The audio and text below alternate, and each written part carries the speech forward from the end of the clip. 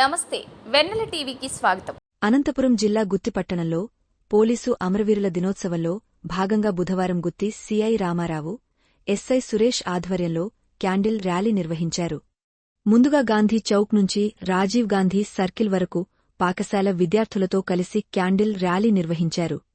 CI Ramarao, SI Suresh మాట్లాడుతూ పోలీసులు విధి నిర్వహణలో ప్రాణాలు అర్పించిన అమరవీరులను స్మరించుకుంటూ విద్యార్థులు, పోలీసులు కలిసి మౌనం పాటించారు.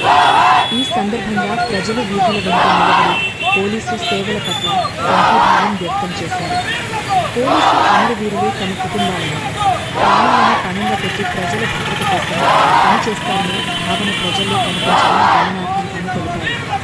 ఈ కార్యక్రమంలో Gooty CI Ramarao, SI Suresh, sub inspector Suresh మరియు పోలీస్ సిబ్బంది, విద్యార్థులు పాల్గొన్నారు.